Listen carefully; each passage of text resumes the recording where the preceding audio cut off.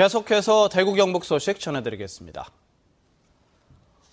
최근 동대구역 주변에 주거용 오피스텔 건설이 잇따르고 있습니다. 내년에서 내후년쯤 물량이 대거 쏟아질 것으로 보이는데 공급 과잉을 우려하는 목소리가 나오고 있습니다. 윤영균 기자가 취재했습니다. 대구시 동구 신천동의 한 건설 현장.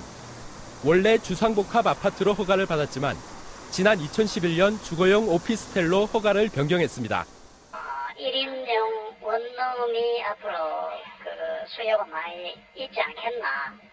이래가지고 이제 1인용 도시형 생활주택으로 바꾼 거죠. 현재 동구 신천동과 신암동에서 공사를 하고 있는 주거용 오피스텔은 10곳이 넘습니다. 2015년이 되면 동대구역 주변에 4,000호가 넘는 주거용 오피스텔이 들어서게 되는 겁니다.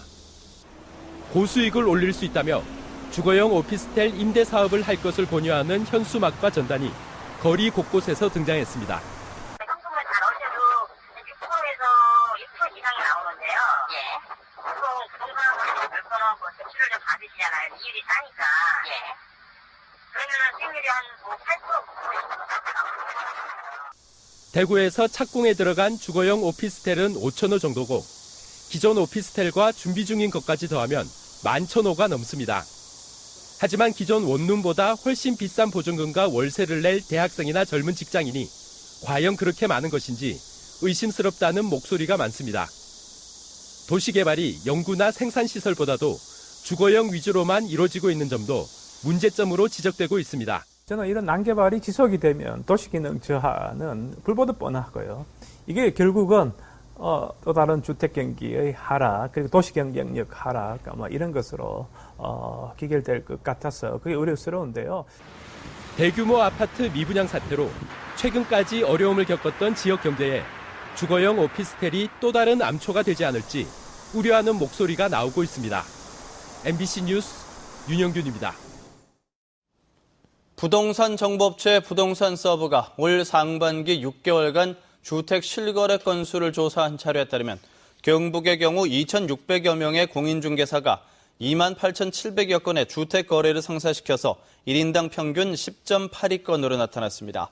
중개사 1인당 거래량은 전남이 11.34건으로 가장 많았고 이어 경북, 강원, 대구 순이었으며 서울은 2.55건에 불과해 전국 평균 5.35건을 크게 밑돌았습니다. 동해안의 적조가 점차 확산되고 피해도 늘어나면서 어민들의 우려가 커지고 있습니다. 어민들과 행정당국은 주말인 오늘도 황토를 살포하는 등 방제에 총력을 기울였습니다. 김병창 기자입니다. 적조 경보가 내려진 포항시 장기면 양포 앞바다. 황토 살포기와 어선, 바지선 등을 동원한 적조 방제 작업이 한창입니다. 경주시 간포읍에서 울진군 기승면까지 적조 경보가 내려진 가운데 적조는 계속 확산되고 있습니다. 이에 따라 피해도 커지고 있습니다. 지금까지 11군데 양식어장에서 우럭과 늪치 등 92만 마리가 폐쇄해서 12억 원 가량의 피해가 났습니다. 폭염이 장기화되면서 어민들의 걱정은 커져만 갑니다. 적조에 대한 다양한 대책을 세우고 있지만 적조가 사라지지 않아 큰 피해를 입지 않을까 걱정이 무척 됩니다. 경상북도와 동해안 시군은 휴일도 이전 채 해상 예찰과 황토 살포 등의 방제 작업을 서두르고 있습니다. 황토를 뿌리고 또 맑은 물을 가두리 양식장이나 또 육지 양식장에 좀 공급하는 특별 대책을 하고 또 특별히 여기에 대한 지원을 정부에서 과감하게 할 것입니다. 폭염의 장기화로 이번 적조는 다음 달 말까지 계속될 것으로 전망돼 보다 더 철저한 방제 대책 마련이 요구되고 있습니다. MBC 뉴스 김명창입니다. 꽃매미, 선녀벌레, 이름은 예쁘지만 과수나무에는 아주 해로운 외래 해충들입니다. 집중 방제와 지난 겨울 혹한으로 올해는 꽃매미가 많이 줄어들었다고는 하지만 그래도 경계를 늦출 수는 없습니다. 김은혜 기자가 취재했습니다. 경산시의 한 가죽나무밭, 나뭇가지에 꽃매미 성충이 붙어 있습니다. 꽃매미는 이맘때쯤 포도밭으로 옮겨가 나무즙을 빨아먹고 그을음병을 유발해 농가에 큰 피해를 줍니다. 집중 방제를 한 데다 지난 겨울 추위가 매서웠던 탓에 올해 경상북도에서 발생 면적은 지난해보다 절반 가까이 줄었습니다. 포도에 꽃매미 붙으면 참 머리 아프거든요. 그런데 그런 면에서 꽃매미가 적으니까 안심하고 농사 지을 수 있는 그런 농민들 마음이 좀 푸근해졌어요. 하지만 꽃매미 발생 지역 수는 더 늘었고 번식력이 매우 왕성하기 때문에 가을 산란기를 앞두고 경계를 늦추는 것은 금물입니다. 보통 꽃매미 한 마리가 1년에 알을 산란하는 양이 10,000에서 15,000개 정도 산란하기 때문에 방제를 소홀히 할 경우에 급속도로 그 면적이 확산될 우려가 있는 그런 곤충입니다. 새로운 외래충의 등장도 농가에게는 큰 골칫거리입니다. 경북에서 처음으로 칠곡과 경주에서 미국 선녀벌레가 확인됐습니다. 꽃매미와 마찬가지로 나무즙을 빨아먹고 사과와 감 등 과수의 그을음병을 유발할 우려가 있습니다. 외래의 충의 경우 발견하고 난 뒤 적합한 방제 방법을 찾는 데까지 시간이 걸리기 때문에 급속도로 퍼질 경우 큰 피해를 볼 수밖에 없습니다. 거치는 경과하는 시간이 2-3년 정도 그렇게 걸리기 때문에 상당히 어려운 점이 있고 농가에서도 보지 않던 해충이기 때문에 관리하기가 상당히 어렵습니다. 갑작스럽게 등장해 급속히 번지는 외래충 때문에 농가와 농업당국이 긴장하고 있습니다. MBC 뉴스 김은혜입니다.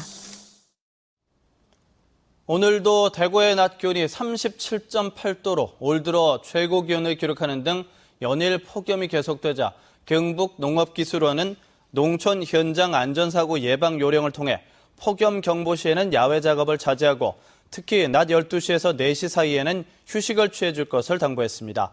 또 농사일을 할 때에는 햇빛 가리개와 농작업 모자 등을 착용하고 밀폐된 비닐하우스에서는 온도계를 달아 수시로 작업 온도를 점검하고 하루 5시간 이상 작업은 삼가야 한다고 밝혔습니다. 오늘 낮 12시 43분쯤 포항시 남구 동남동쪽 37km 해역에서 규모 2.6의 지진이 발생했습니다. 기상청은 이번 지진에 따른 피해는 예상되지 않는다고 밝혔습니다. 민주당과 통합진보당, 노동당, 정의당 등 대구 지역 4개 야당은 오늘 저녁 대구 한일극장 앞에서 국정원 대선 개입 규탄과 민주주의 수호를 위한 대구 시국대회를 열고 국정원을 규탄했습니다. 4개 야당은 대구 지역 시민사회단체와 함께 국정원 대선 개입 행위에 대한 정부의 사과를 요구하고 시민들을 대상으로 홍보 활동을 펼쳤습니다. 정신대 할머니와 함께하는 시민 모임은 오늘 저녁 위안부 역사관 건립 기금 마련을 위한 다큐멘터리 영화 특별 시사회를 열었습니다. 그리고 싶은 것이라는 제목의 이 영화는 불행한 경험을 극복한 여성의 삶을 다루자는 일본의 출판사와 국가적 성폭력을 다루자는 한국 출판사가 대립하는 장면을 생생하게 담은 것으로 한일 양국의 역사인식의 차이와 전쟁, 평화에 대한 고민을 던져주는 내용입니다. 대구지방법원 제5형사단독은 업무와 관련해서 금품을 받거나 직원 연구비 등을 횡령한 혐의로 기소된 전 대구 테크노파크 모바일 융합센터장 56살 김모 씨에게 징역 1년에 추징금 1억 3,500만 원을 선고했습니다. 김 씨 이전에 센터장으로 근무하면서 장비 공급업체 등으로부터 사례금 등을 받은 혐의로 기소된 50살 이모 씨에게는 징역 10개월에 집행유예 2년을 선고했습니다. 또 이 씨 등으로부터 예산 관련 청탁으로 금품을 받은 혐의로 기소된 전 국회의원 보좌관 44살 유모 씨에게는 징역 8개월에 집행유예 2년, 벌금 2,500만 원을 선고했습니다. 대구 경북 소식 전해드렸습니다.